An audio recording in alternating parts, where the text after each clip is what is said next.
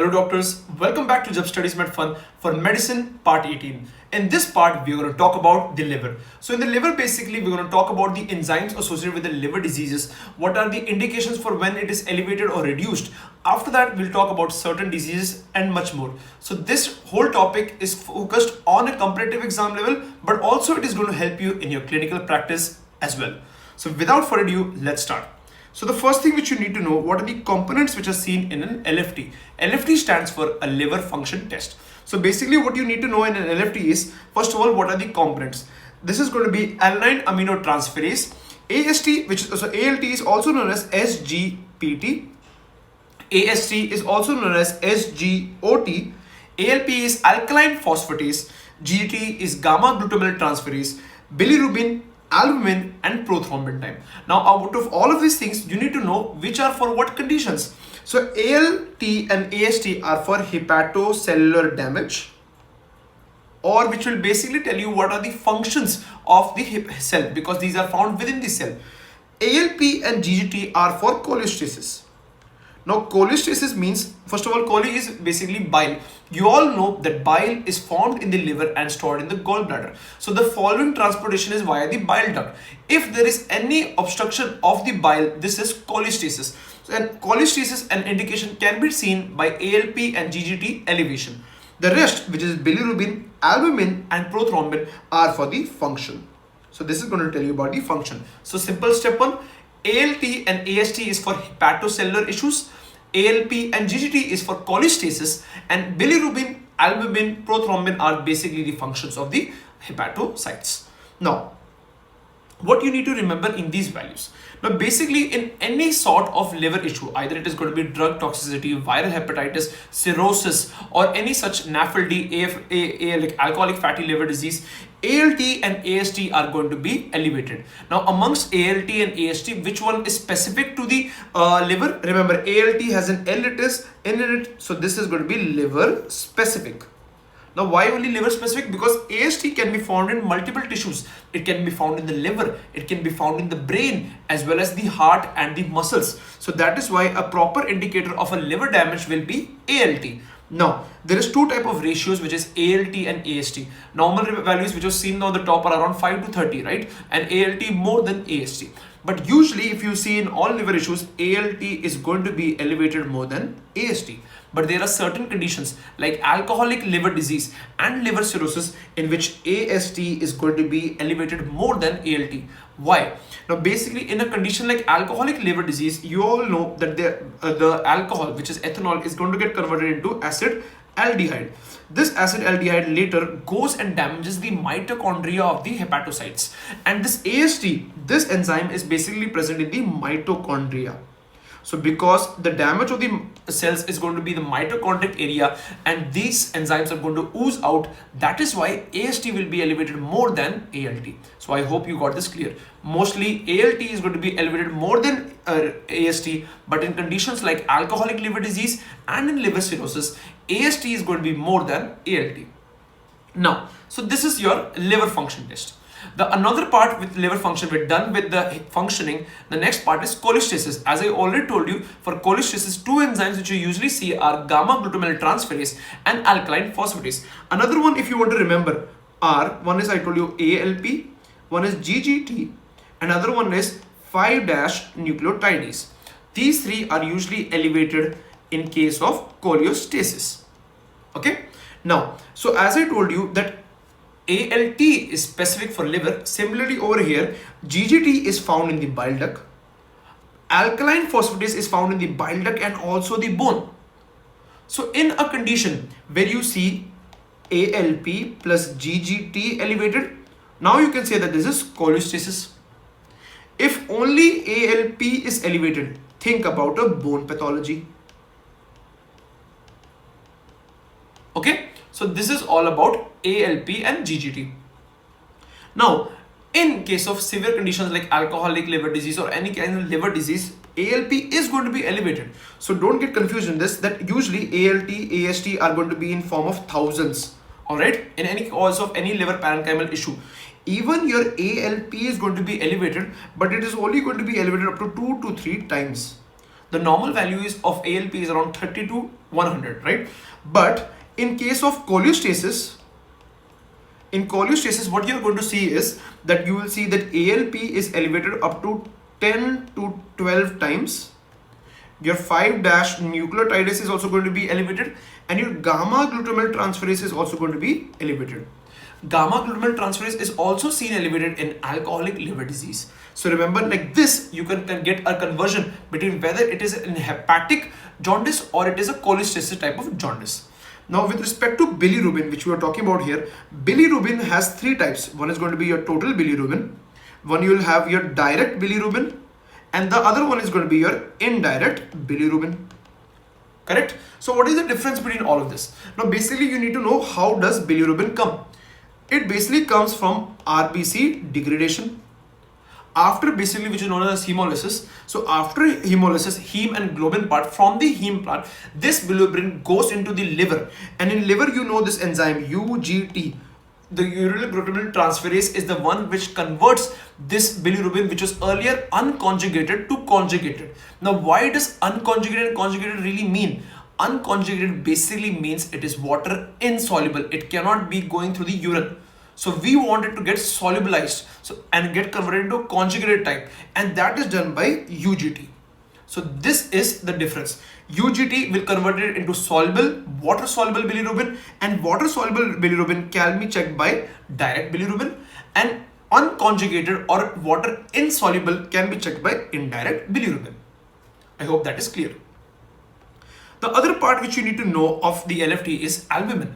Now albumin is the maximum found protein in the body. It has two main functions. One is to maintain the oncotic pressure, which is blood colloidal oncotic pressure. It basically means that if this is a blood vessel, to avoid the fluid going from within the vessel to the extracellular fluid, albumin prevents that by maintaining the blood colloidal oncotic pressure. If albumin is less, all this fluid will go in the extracellular space and cause edema. Then it is also acting as a transporter protein. But now you need to know some conditions where the albumin is going to be decreased. Albumin is synthesized in the liver. So that is why if there is any liver disease, the albumin is going to be reduced. Albumin is secreted by the kidney, and in conditions like nephrotic syndrome, when the pores are very large, it goes as excessive loss of albumin. That is why you will have decreased albumin. Another condition is inflammatory response. Now, can someone tell me why inflammatory response albumin is reduced? Because albumin is a negative phase reactant. Okay, albumin is a negative phase reactant. That is why it reduces at time of inflammation. Now, if you talk about jaundice, now jaundice can be of three types. It can be prehepatic, hepatic, or posthepatic. Prehepatic basically means before the conversion of insoluble into water soluble. Basically, there is some issue in the RBC. Maybe there is so much hemolysis that there is so much bilirubin formed. And what is basically jaundice? Jaundice is basically when the bile pigments get they become within the epithelium. They get deposited within the epithelium, and that is jaundice. And whenever you will see more than 2, if you see gram per deciliter jaundice, milligram per deciliter will be there, that is significant jaundice. If you see the yellowish of the eye, that is known as icterus, right? So prehepatic jaundice, mostly if you see, it is going to be an issue of the RBC, and you will see that it is going to be unconjugated bilirubin. The color of the urine and the stool is going to be normal. If you talk about hepatic jaundice, in hepatic jaundice, basically it can be both of the issue. Either it can be unconjugated, because if the issue is before the conversion or after the. Now, what is the main thing about conjugation? Conjugation means solubility. If the condition is if the bile is soluble, then only it can go in the urine. If it is unconjugated, it is water insoluble, so the urine is going to be pale in color. Now, if you talk about post-hepatic jaundice, now in post-hepatic jaundice, the process is already done. The bilirubin from unconjugated is converted into conjugated. So in this condition, what is happening is, it is via the hepatocytes, it is going into the kidney via the bloodstream. But the condition is that, remember, the bilirubin which is there, 90% goes to the urine and 10% goes into the stool as stercobilinogen. So because if post-hepatic there is an obstruction, this cannot go into the small intestine via the bile duct, thereby the stool is going to be pale in color. All the other part is going to go in the urine. So much bilirubin in the urine, it is going to be dark in color. Remember the causes. Prehepatic cause is going to be hemolysis. Hepatic causes can be hepatocellular injury or Gilbert syndrome. Gilbert syndrome is an deficient, like it is in Gilbert syndrome you'll have a classic history of maybe an intercurrent illness. Maybe they are sick, or maybe after an exercise or playing a sport, patient has intermittent jaundice because of a defect in the ureteral glucuronidase transferase. Post-hepatic, you will see there is most probably an obstruction. Maybe there can be a stone, maybe there can be cancer. So remember, these are the difference between the pre, post and the intrahepatic jaundice. If you talk about the prothrombin time basically tells you that how much time does it take for the blood to clot, around 14 to 15 seconds. And with respect to the coagulation pathway, you have three parts. One is going to be intrinsic, extrinsic and common pathway. Remember, factor 7 and tissue factor is going to be in the extrinsic pathway, and factor number 8, 9, 11 and 12 are going to be in the intrinsic pathway. So remember, 8, 9, 11 and 12 in the intrinsic, factor number 7 and the tissue factor in extrinsic, and remember factor number 1, 2, 5 and 10 in the common pathway. So this is very important for you to know. And how you remember the common pathway? This is how I remember. 2 into 5 is going to be 10 and 2 into 1 is 2. So factor number 1, 2, 5 and 10 are in the common pathway. Factor number 8, 9, 11 and 12 are going to be in the intrinsic pathway, and factor number 7 and tissue factor is in the extrinsic pathway. So this is all about the pathways and complement pathway. Okay, so I hope you got to understand this all about the LFTs. Now moving with this, let us talk about the first condition, that is echinococcus granulosus. This is caused by a dog tapeworm, right? So basically you'll have a hydrated cyst, a classic history of maybe a shepherd or a meat butcher. What they are going to complain is going to be a right upper quadrant discomfort will be there. Remember, discomfort. They will have a painless, this is very important, they will have a painless hepatomegaly. The normal liver span is around 12 to 15 centimeter. And because of this echinococcus granulosus, this is basically a foreign thing, this is going to cause anaphylaxis. And remember, the anaphylaxis which is going to be caused over here is going to be an hypersensitivity reaction, that is a type 1 hypersensitivity reaction. That is going to be a type 1 hypersensitivity reaction. What are going to be the workups you're going to do? You're going to do an enzyme link immunoassay. CT scan is going to show cartwheel shape or water lily pattern. And what is going to be the treatment for echinococcus granulosus? First of all, you're going to give albendazole, correct? Albendazole for how long? You're going to give it for 28 days. You're going to give it for 28 days, followed by which you're going to do something which is known as PAIR. PAIR is percutaneous aspiration, followed by addition of the solucidal agent, that is going to be 20% saline. And after that, you'll re-aspirate all the contents. And finally, you will do resection of the cyst. This is what you need to know about echinococcus granulosus. Remember, the reaction which I was talking to you, which was type 1 hypersensitivity, is known as the Canzoni's reaction, and it is a type 1 hypersensitivity reaction. The major complication of, you'll see, echinococcus granulosus or the hydrated cyst is that it could rupture into the biliary tract later. Furthermore, of the it spreads more and causes more problems. The next condition which you have to remember is amoebic liver abscess. Amoebic liver abscess, you can see a classic sign of, you see fluid level sign over here. You can see a differentiation. In amoebic liver abscess, the classic history will be because it is bacterial, or sorry, it is an amoebic. So then that is why you'll see a high grade fever will be there. Okay, it is going to be a high grade fever. This time over here, the patient is going to be having tender hepatomegaly. They're going to have a tender hepatomegaly, and there will be no signs of jaundice. Very important condition. Three things: patient comes with a history of high grade fever, maybe history of diarrhea he had a couple of weeks back, followed by a tender hepatomegaly, but he did not have jaundice. And when you do a CT scan, you will see over here the fluid level over here, the differentiation over here. So then this is a classic of amoebic liver abscess. In case of, you'll see pyogenic liver abscess, which is caused by E. coli, Escherichia coli. In there you'll see multiple small, and that is much more dangerous condition. We will talk about these all things in detail in surgery parts, but now we just focus on the important PYQs which is discussed with respect to medicine. So the treatment is going to be metronidazole, and that also through the IV route.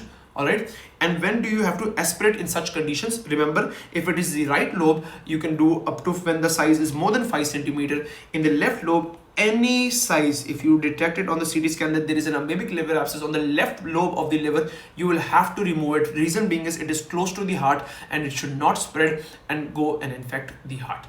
That is all about the amoebic liver disease. talking about hepatitis, a very important PYQ covering, maybe I'm coming over here right now, literally everything, biochemistry, medicine, surgery, whatever you want to name it, hepatitis is a very important topic covering entire medicine.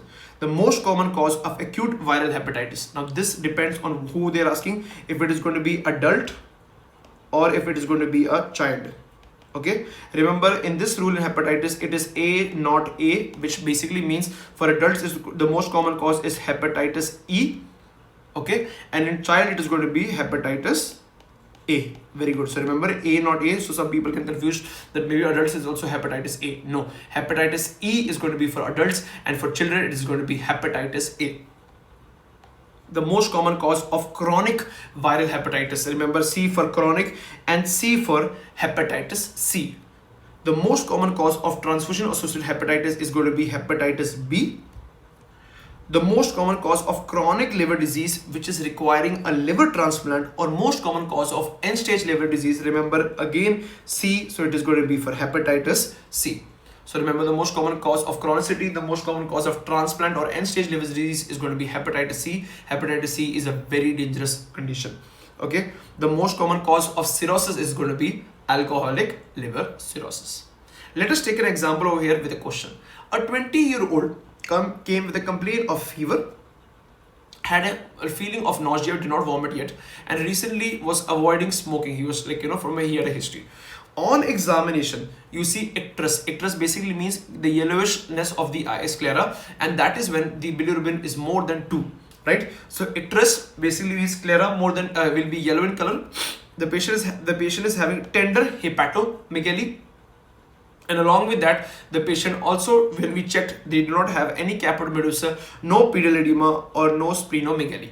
Now, why are we checking this? Because these are conditions where you have decompensated or compensated chronic liver disease. So we have ruled out that condition. So basically, whenever you have a patient who is having a history of tender hepatomegaly, fever, nausea, vomiting, the first thing what comes in mind is going to be acute viral hepatitis. So for that, what you have to do is, first thing you're going to do is you're going to do a liver function test. In the liver function test, you're going to see the serum bilirubin is going to be more than 2 milligram per deciliter. Patient's SGOT and SGPT, which is basically AST and ALT, are going to be elevated. But very important, serum alkaline phosphatase is going to be normal or maybe slightly elevated.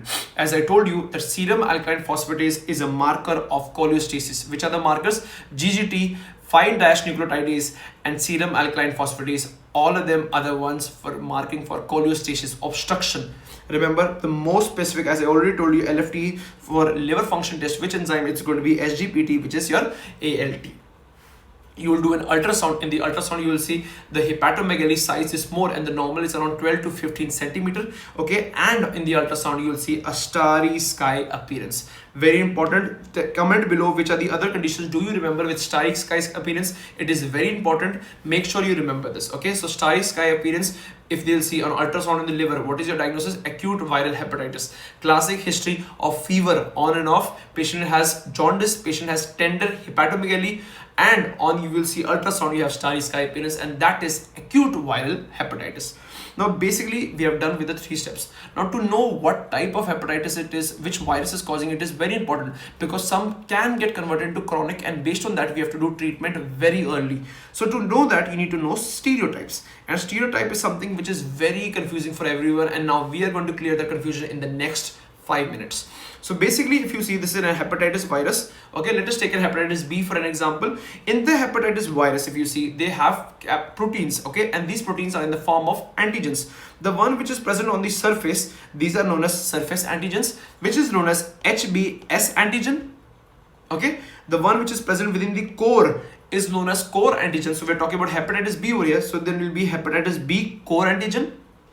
Okay, so then if you will have the other one, which is sign of infectivity, and that is your HBE antigen, that is E for infectivity will be there. Okay, so whenever you have E positive, which means it is highly infective virus. C is another core antigen, and then B and S is going to be your surface antigen. Now for each antigen you'll have an antibody, right? So you have anti-HBS, which is formed by us. You'll have anti-HBC antigen, and anti-HBC antigen can be of 2 types. One is going to be IgM, which is basically meaning acute. The condition is right now going acute, and in total you have IgG. and G will be indicating of chronic infection.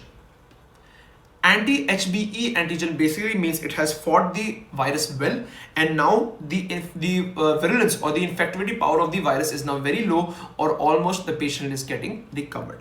Okay, so that is anti-HBe antigen. That is all you need to know for basically with respect to serology. Let us solve a few questions in the serology. Okay, now you have the pathologist over there, and then over there you have seen the HBs antigen is negative, HBs antibody is negative, and along with that anti-HBc antibody is also negative. So there, this is basically a susceptible patient. Basically that means nothing has happened yet. You see that antigen is negative, but antibody of anti-S is positive and anti-C is negative, which basically means the patient has given, we have given him vaccine. Directly we gave the anti-HBs antibody directly. So then he never got an infection. We just gave him as a prophylaxis.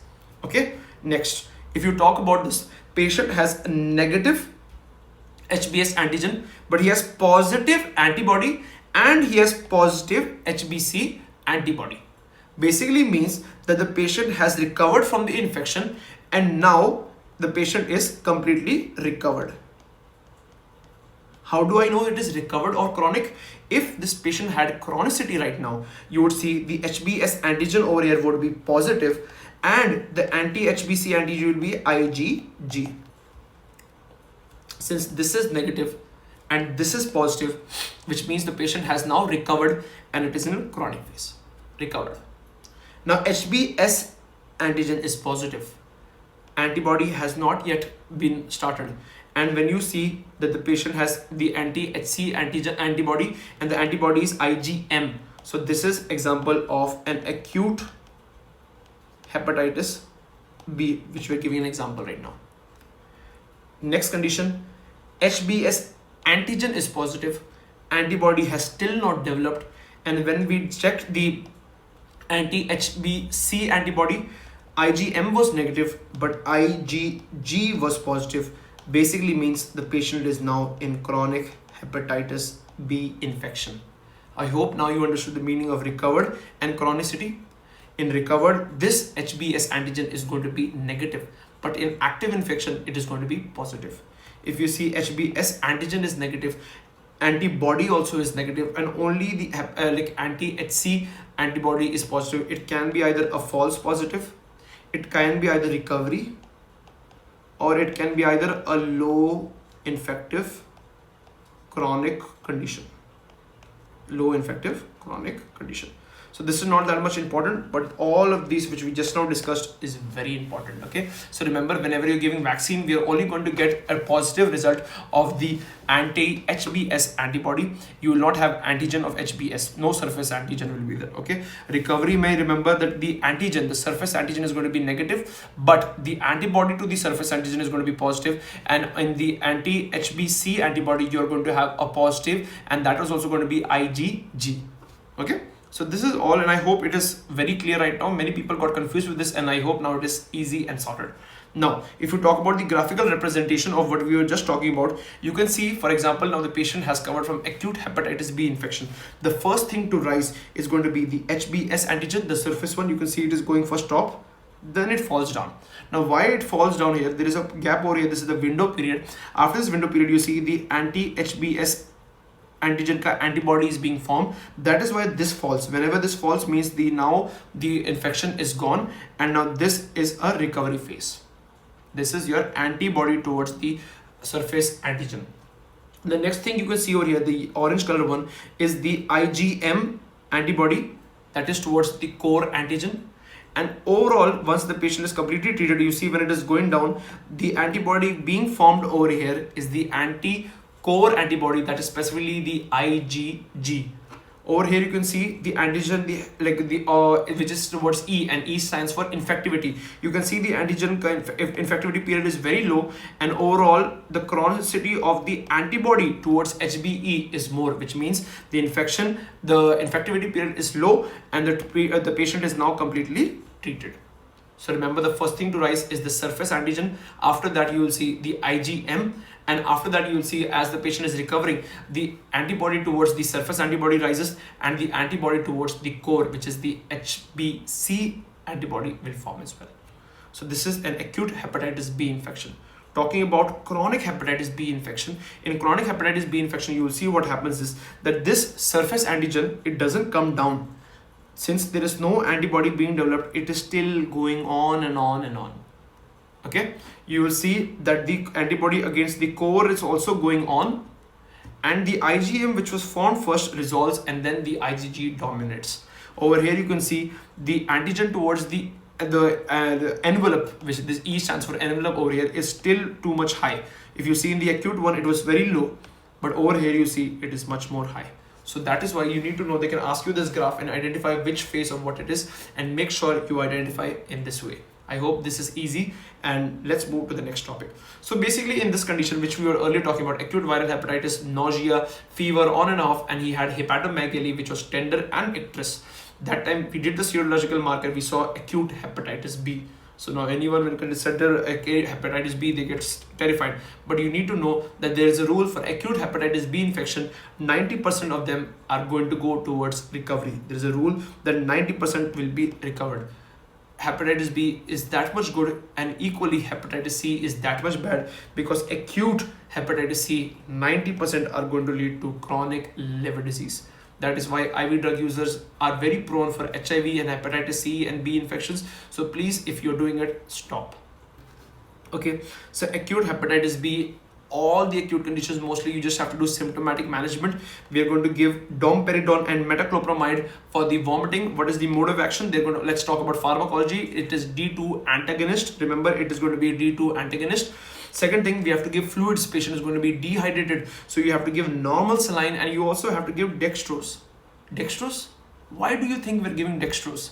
See, liver is the site where fructose also metabolizes, and liver is the site where glycogen storage takes place, and liver is also the site where gluconeogenesis takes place. So that is why whenever you have a liver issue, all their function is going to reduce, so the chances of the patient to go under hypoglycemia is high. That is why we are giving 10% dextrose.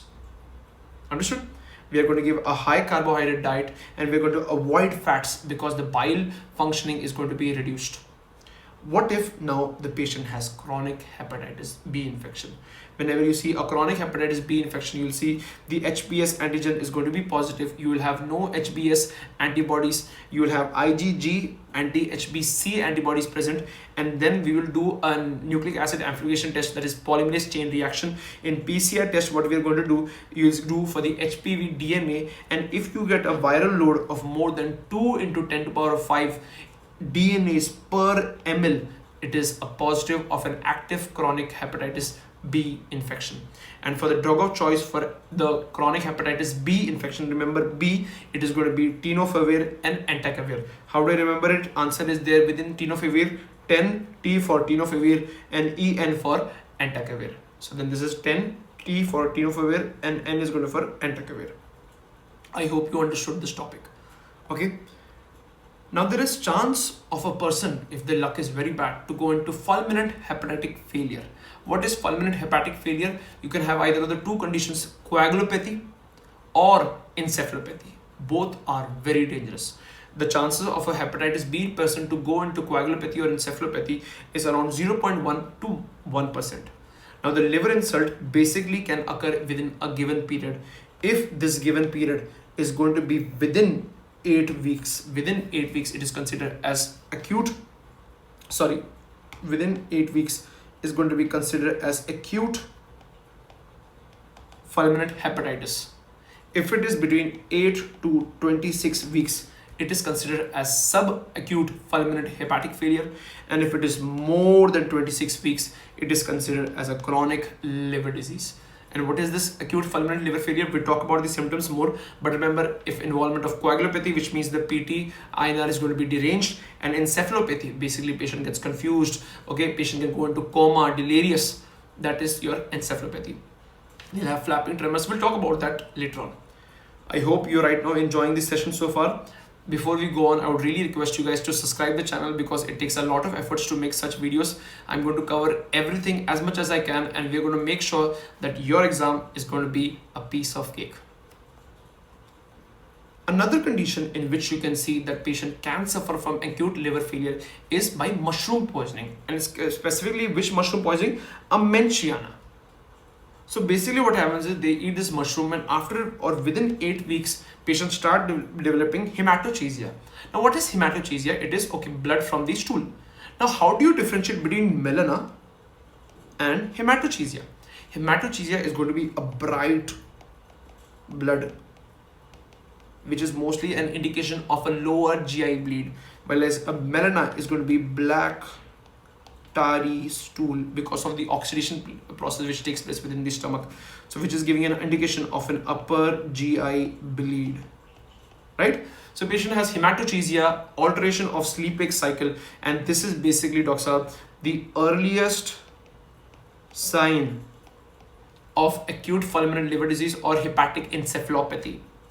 So this is known as fulminant hepatic failure, as I told you, within 8 weeks. And what are the drugs which are causing fulminant liver failure? Remember, pyrazinamide, which is seen in treatment of TB. And what is it? It is known as DOTS. What is the full form of DOTS, doctor? Can someone comment? Because it is very important. It is directly observed treatment short course. It directly observed therapy short course. Okay, pyrazinamide, PCM, halothane, which is given as an anesthetic, and mushroom, this is the amenciana, which one we talked about, can cause fulminant hepatic failure.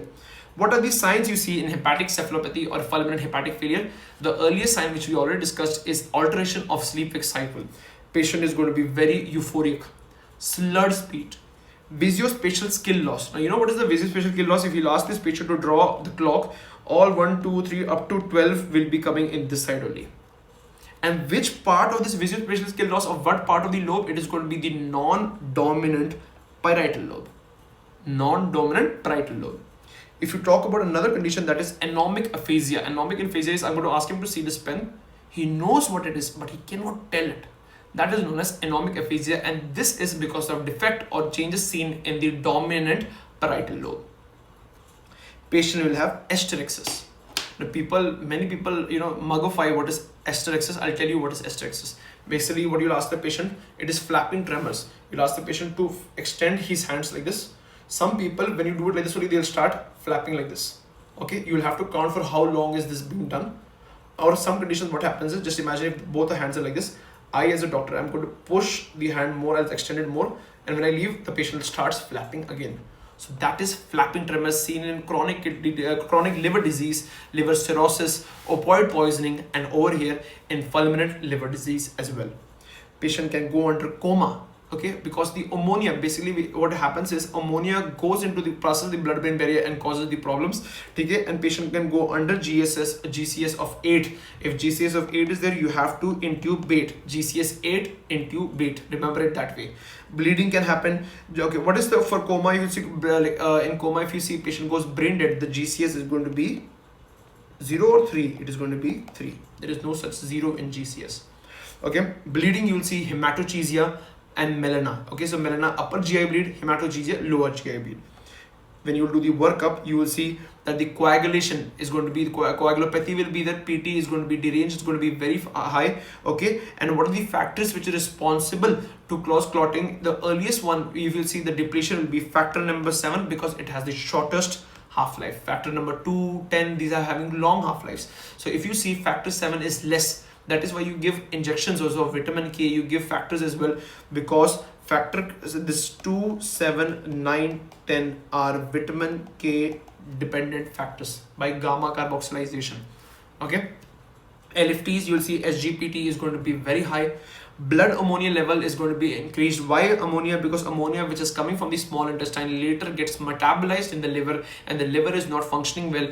This ammonia is going to go to the brain and cause the encephalopathic changes. On the ultrasound, you will see the liver size is going to regress. Now, acute viral hepatitis, the size is increasing, but in acute fulminant liver disease, the size is getting smaller. Okay, in case of chronic liver disease or liver cirrhosis, you will see that the pressure in the portal vein is going to be elevated, but in acute fulminant liver disease, the portal vein pressure is normal. This is a very severe condition, and then we have to think that whether we should do a liver transplant or not. For that, we have a score which is known as MELD score. model for end-stage liver disease, MELT score. In MELT score, if the factor is more than 17, multiple factors are there, more than 17, you will have to register the patient for an orthopedic liver transplant. Okay, and what are the factors? Remember, MELT score. When do you do a liver transplant? When the patient is sick, SIC, sick. S for serum bilirubin, I for INR, and C for serum creat. So this is the factors. Remember, MELT score, very important. More than 17, you will have to go for a liver transplant. Okay. Now, as I told you over here, patients who are much more prone for internal GI bleeds, hematochezia, melena, okay, because of the increase in the pressure within the liver, this bleeding is going to go and furthermore feed on the bacteria is going to increase the ammonia is going to go to the, like, basically this was the metabolism from the kidney to the liver, from the liver to the kidney, but this is not happening, and this will go and pass the blood-brain barrier and cause more problems. So the first step, what you have to do is you have to put an NG tube in the sitting position. Ideally, it's always done in the sitting position. You have to flex the head throughout this like septum. Make sure you have ligno. Ask the patient to act like swallowing, or put a syringe of 5 ml and drink water so that it can go easily. Then check it on the epigastrium and the right in the left upper quadrant to see for the sound when you're checking in the stethoscope. Okay, now if you talk about the drug of choice for hepatic encephalopathy, the drug of choice for hepatic encephalopathy is going to be lactulose. Why lactulose? Because lactulose is an ammonia binder. Lactulose is also used in conditions of loose motions, but remember, right now we want the ammonia to stop spreading throughout the body, so that is why we are going to give a lactulose. Another thing which you see in many liver disease, the doctor prescribes rifamycin or neomycin. Rifamycin or neomycin basically decreases the load of the bacteria. If the load of the bacteria is low, ammonia is low, and then the encephalopathic changes are going to be low. As I told you that the liver is responsible for production of multiple clotting factors. So that is why this is deranged. So we'll give fresh frozen plasma, which is a rich source of clotting factor. In fact, the richest source. The vitamin K basically causes gamma carboxylation of factors like 2, 7, 9, 10 as told earlier. And lastly, we'll have to do an orthopedic liver transplant. Basically, you're putting the liver at the same place where you kept the previous liver, where the liver was previously placed. Why there is a difference? Because there is something which is known as allogenic kidney transplant. Because if a patient is having kidney disease and when we have to remove the kidney, we are not putting it in the same spot. In fact, we are putting it in the right iliac fossa. Where do we put it? We put it in the right iliac fossa. You know that we do HLA marking before transplant, right? But for 3 conditions, that is liver, heart, and cornea, you do not require HLA matching. Finally, fulminant hepatic failure can be seen in all stereotypes, all the 5 stereotypes, hepatitis A, B, C, D, and E. But an important part we need to know is hepatitis A and E. They do not cause chronicity, they do not cause carriers. Okay, they are from fecal-oral route. History, mostly if it is hepatitis A type only, if you see in a history of maybe they ate from out and with this, but they do not cause chronicity or do not cause carriers. As we already told, fulminant hepatic failure causes toxics, like the toxin drugs are most common. Drugs like pyrazinamide, paracetamol, halothane, and mushrooms. Hepatic virus, which is hepatitis C, most common, and hepatitis E in case of pregnancy. Remember, most common cause of fulminant liver disease is hepatitis C and D, hepatitis C, but in case of pregnancy, it is going to be hepatitis E. Chinese herbals, okay, Balakal trade medications, these are also causing fulminant hepatic. This is given in the literature as well. So as we earlier told, remember the antigen, the surface antigen is the first to appear. The core antigen never appears. E signs for highly infectivity, and if you see X antigen, that is chance to have hepatocellular carcinoma, incidence is going to be much more. When, as I told you, if you suspect for a chronic hepatic failure or chronic hepatitis B, you do a viral load, and if you see it is more than 2 to the power 10 to the power 5, you will have to give the drugs which is TEN, tenofovir and entecavir. Okay, they are going to ask you what is that antiviral drug which is seen in both HIV and hepatitis B. Answer is going to be tenofovir. Okay, so anti-HBs, the antibodies are seroconversion, basically means for infective to treated. Anti-hepatitis C is going to be of 2 types, IgM for acute and IgG for chronic. And whenever you have anti-hepatitis E antibody, that is because decrease in reflection means decrease in infectivity. This is the similar example which I told you over here. If a patient has positive antigen and positive IgM, this is acute. If patient has positive antigen and IgG, and infectivity is also high, so this is highly infective chronic hepatitis infection. If the patient has a positive antibody for surface and antibody which is going to be G, this is an already recovered condition. And if you already have just the surface antibody, that means you just give a vaccine. Lastly, remember, whenever you are an intern or you're a doctor, you usually take samples, and accidentally from an hepatitis B or a hepatitis B positive patient, you got pricked, and the patient is the intern right now, the patient is not vaccinated. So the chances of person to get hepatitis B infection is very high, up to 30%. Not in points, it is 30%. Hepatitis B is very dangerous because if you get pricked, the chances of getting the infection is 30%. What you have to do, you have to give hepatitis immunoglobulin, that also within 6 hours. The dose is not required right now. Remember, the hepatitis B immunoglobulin within 6 hours IM, okay? But if the patient, which is the intern, was already vaccinated, what you are going to do is you will check the anti-HBs titer. If the titer, the value is more than 10 international units, no need to do anything. If it is less than 10 international units, just give 1 dose of the hepatitis B vaccine. In a similar condition, if the intern gets pricked by an HIV positive patient, the chances of them to get the infection is only 0.3%. So see, hepatitis B is very dangerous, 30%, and over here it is just 0.3%. If you talk about the post-exposure prophylaxis with respect to HIV, in HIV, you remember you have to start quick, within 1 to 2 hours, and best effectivity is within 72 hours. And the dose, the thing is, the drugs which are going to be is going to be RET, like you know, the RET oncogene chromosome number 10. So remember RET, okay? The treatment roll together, emtricitabine and tenofovir. You have to take these drugs for 28 days and then again repeat the test. With respect to vertical transmission from mother to baby, hepatitis B, the chances of the child to get is up to 90%, while as in HIV from mother to the child it is 30%. Again, hepatitis B very dangerous. That is why the neonate in case of hepatitis B mother should be given the hepatitis B immunoglobulin immediately through the IM route. In case of HIV, we are going to give nevirapine both to the mother and the child. So overall, remember this summary. If a needle prick, chances of the intern or the patient to get from an already infected hepatitis B person is 30%.